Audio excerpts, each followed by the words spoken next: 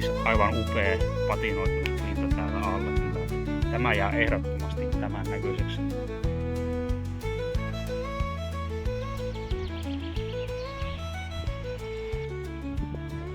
Tuossa on nyt sitten tullut tehtyä jo tuommoiset tartuntaraudotukset tuonne kallion pintaan, kun se ei ole aivan suora. Ja nyt sitten vielä valetaan siihen vähän betonia päälle, niin on sitten mukavampi lähteä latomaan noita kivipilareita, kun on semmoinen kutakuinkin suora pohja alapuolella. Tässä projektissa on nyt tuo kuran tarve sen verran pieni, että ihan tuommoisella vispilällä pyöräytän nuot betonit, niin tulee ihan näppärästi kyllä. Arvioitiin, että siihen tuommoiset 6 säkkiä menisi nyt, mutta katsotaan riittääkö ja pistetään sinne vaikka vähän täyttökiviä, jos tuntuu siltä, että se ei ihan riitä. Tässä on sen verran pitkä matka lähtenyt hakemaan lisäikän, että olisi varmaan kannattanut kyllä ottaa kertaheitolla vähän enemmän, kun sitä kumminkin täällä tarvii tulevissakin projekteissa, mutta katsotaan kuin käy.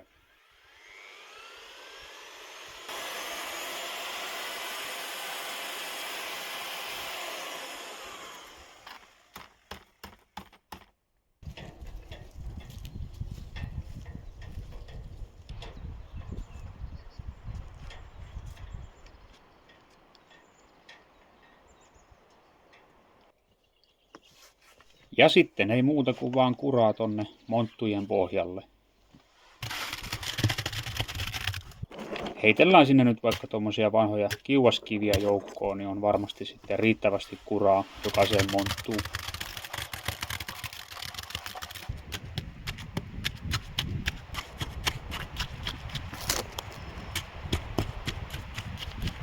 Ja en nyt todellakaan väitä, että tämä olisi joku paras ratkaisu näiden perustusten tekemiseen, mutta nyt tällä lailla itse teen tämän ja budjetilla ja uskoisin, että tulee kyllä ihan riittävän tukevat sitten näihin tarpeisiin. Että jos joku haluaa tehdä vähän perusteellisemmin ja näin, niin sen kus, mutta tämä on nyt tämmöinen.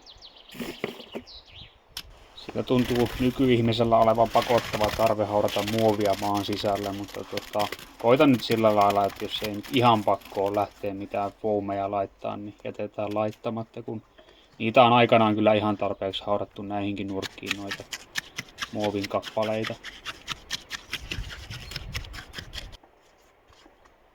Ja sitten vielä pieni silottelu oikeaoppisella työkalulla.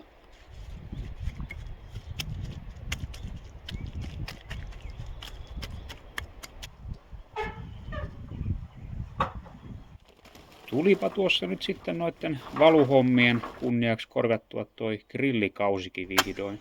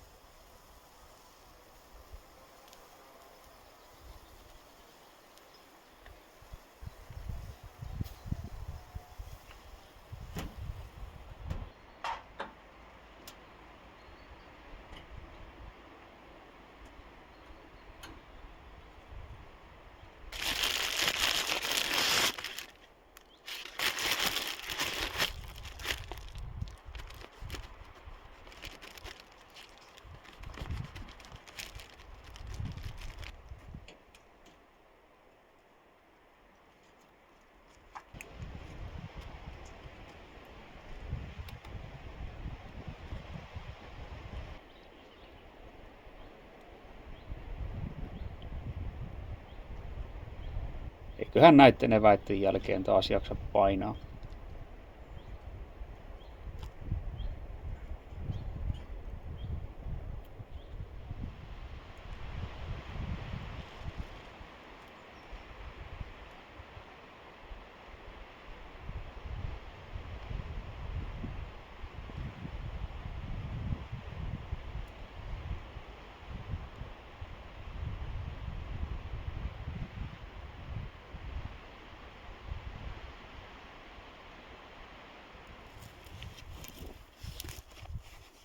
Seuraavana työvaihena olisikin sitten noiden perustuspilarikivien hankkiminen. Ja täällä kun nyt sitten on tätä pihapiiriä, missä on ollut aikoinaan enemmänkin rakennuksia, niin maan sisältä löytyy aika mukavasti tuommoisia jo muotoon lohkottuja kiviä. Niin katsotaan vähän mitä kaikkea löytyy ja käytetään sitten niitä hyödyksi.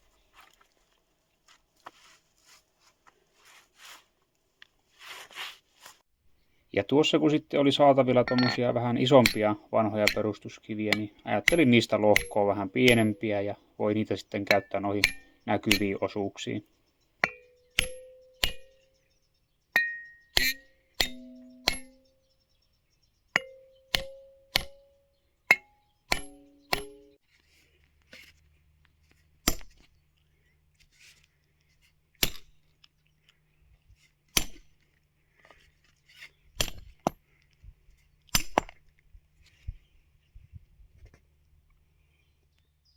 Ja tämmöiset luonnonkivi-pilariperustukset tänne nyt sitten syntyi.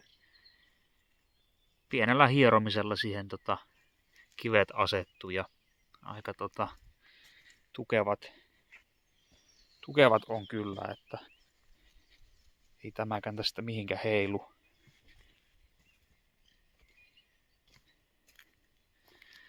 Tuossa on tuon näköinen ja täälläkin tähän kiipeen niin melko lailla tukeva on. Täytyy ehkä hiukan vielä katsoa, jos sinne jotakin pientä kiilaa pistää. Ja sitten tosiaan nuo montut tarvii tuosta täyttää tuolla kivimurskaalla.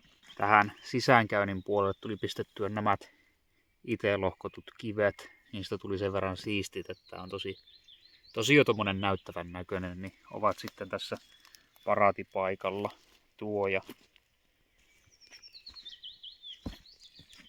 tämä. Sitten täällä on pohjalla ja tuolla perällä niin noita kiviä, mitä sitten löytyi tuosta tontin nurkista, kun maata kaiveli niitä vanhojen rakennusten perustuskiviä, mitä täällä sitten joskus on ollut aiemmin. Mutta ihan hyvät on kyllä ja tohon ehkä tarvii tehdä vielä sitten ainakin tänne etupuolelle yksi pilari, kun siinä on se oviaukko ja vaan yksi täyspitkä hirsi, niin tuke voittaa ehkä sitä. Mutta se on helppo lisätä vaikka ihan jälkikäteenkin, kun toi kallio on korkeimmillaan tässä kohtaa, niin ei tarvi paljon maatakaapia ja siihen pari kiveä, niin se on hyvin pitkälti siinä.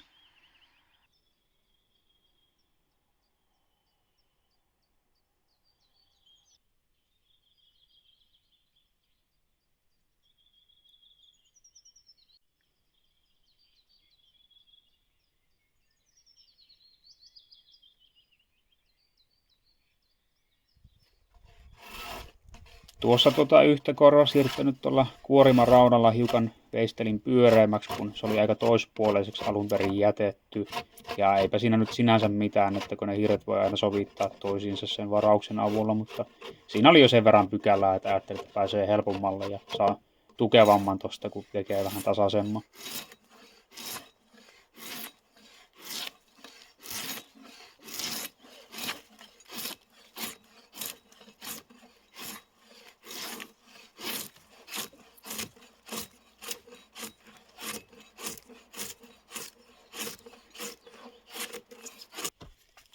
Ja tässä nyt vähän demonstroin tuon vararaudan käyttöä, eli siinä sitten kopioitaisiin tuo alemman muoto tuohon ylempään ja sitten sitä viivaa pitkin, mikä sinne piirtyy tuossa ylemmässä hirressä, niin siitä veistetään pois ja silloinhan nuot sitten istuu toistensa päälle nuo kaksi hirttä.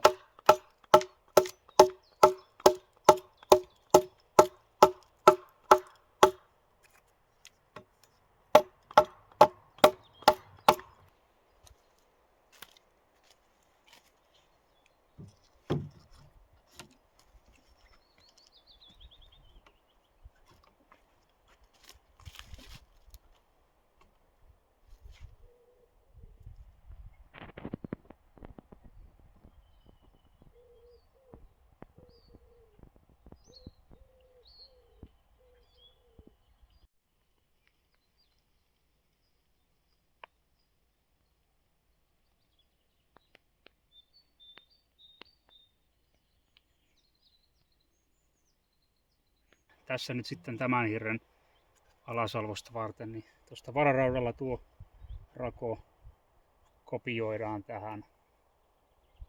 Eli tämän verran, mitä tämä rako on, niin se pitäisi päästä tuosta laskemaan myös tuosta salvoksen kohdilta. Tämä on vähän tämmöistä korjaushirsirakentamista, kun tuolla välissä sitten tulee noita vanhoja hirsiä, missä säilytetään ne alkuperäiset varaukset ja salvokset, niin täytyy vähän sovitella, mutta kyllä se tästä lutviutuu.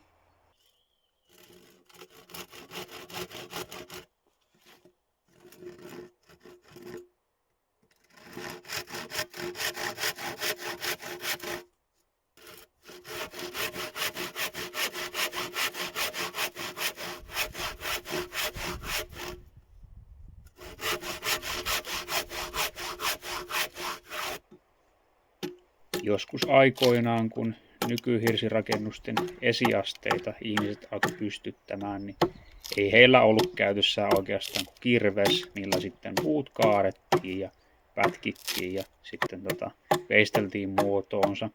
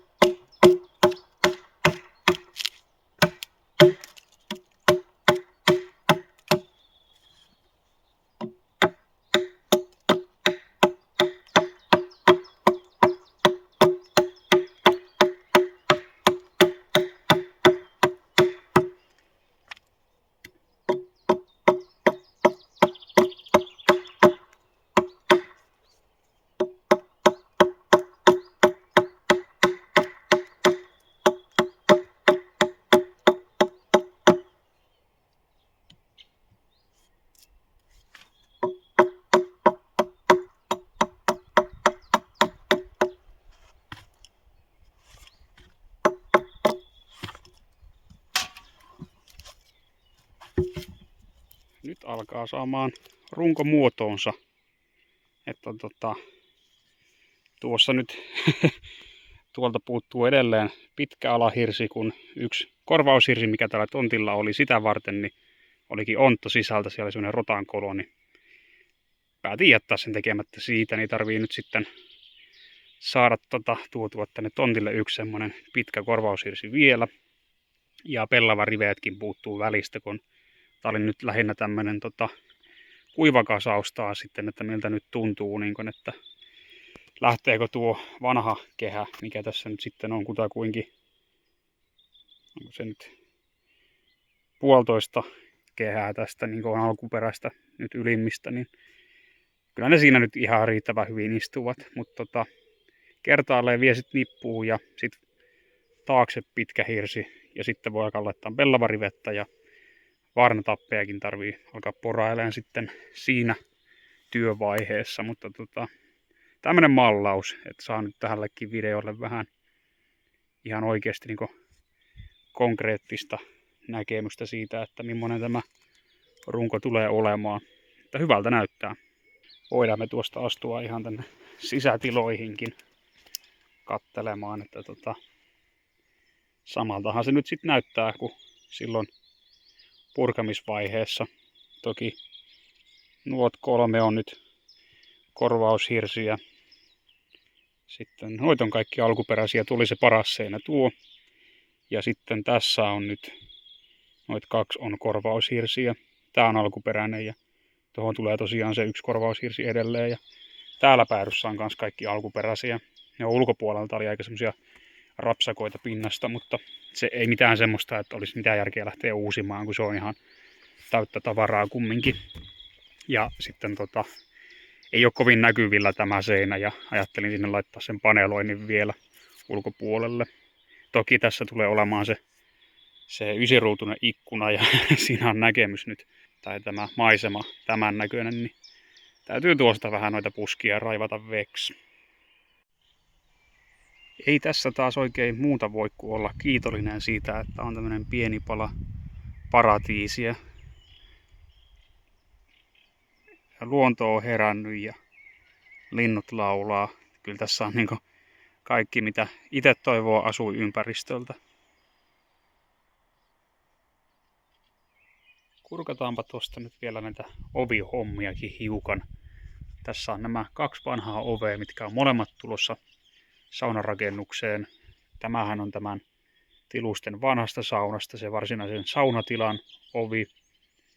Ja tämä on sitten semmoinen vanha savupirtin ovi. En tiedä lainkaan, että kuinka vanha se todellisuudessa on, mutta molemmat siihen laitetaan nyt sitten.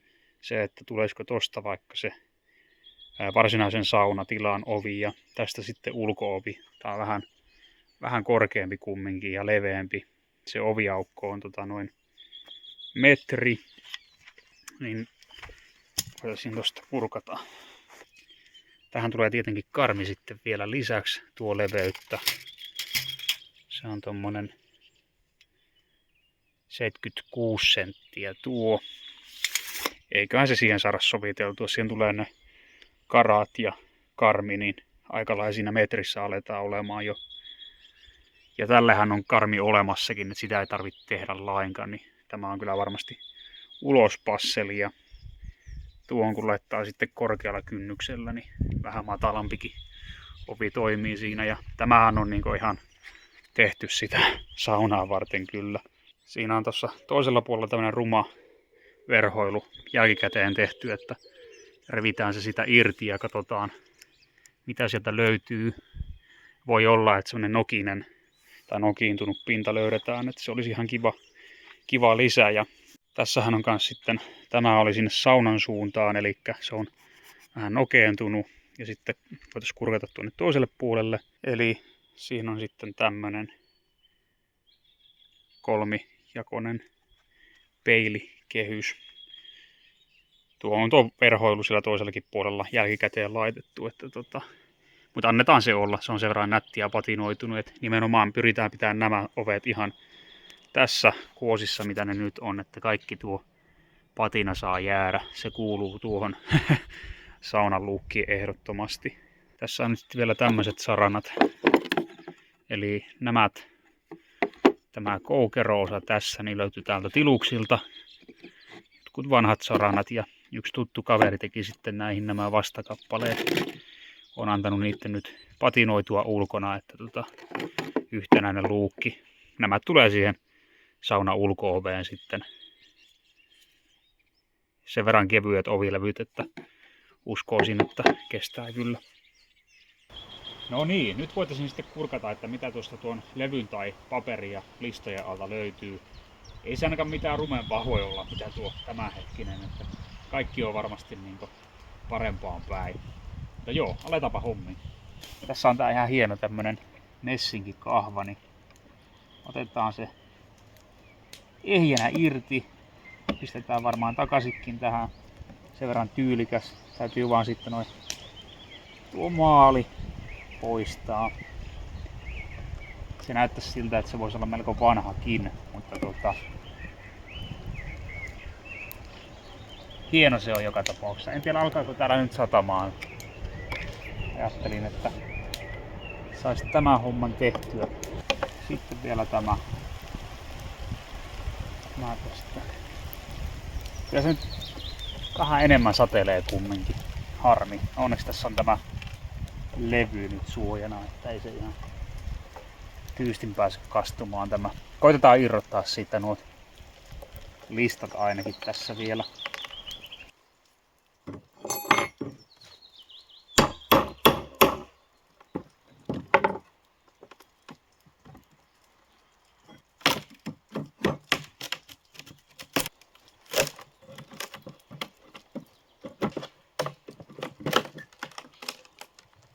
Ei ole nauloja säästetty.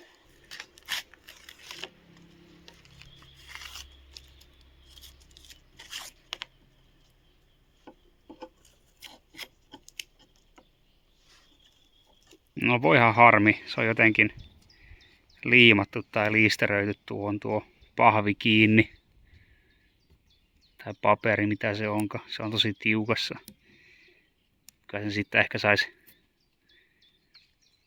kynittyä, mutta en tiedä. Se on myös sitten semmonen työ, että jos tähän pistäisi vaan jonkun paneloinnin päälle tai jotain. Ihan nättiähän tuo olisi kyllä tuo puu. Tommonen aito patina siellä. Mutta juu, en tiedä sitten kuinka nätin siitä saisi edes tehtyä, jos tuosta nyt ylipäänsä saa puuta vahingoittamatta irti. Jollain kuumailmapuhaltimella sitä voisi koittaa. Kyllähän se sitä sitten onneksi lähtikin kuoriutuun suurimmalta osalta. Ja siis aivan upea patinoitunut pinta täällä alla kyllä. Että tämä jää ehdottomasti tämän näköiseksi. Täytyy nyt koittaa sitten vielä siklillä varovasti poistaa noin loput, mitkä on tiukassa. Ja varmaan jos kuumailmapuhaltimella tosiaan hiukan jelppaa, niin se siitä varmastikin toi liima tai mikä siinä onkaan, niin pehmiää sen verran, että nuot lähtee sitten, ettei tarvitse lähteä kuorimaan hienoa patinaa pois. Nyt ollaan kyllä ehdottomasti ansaittu yksi inkivääriolut.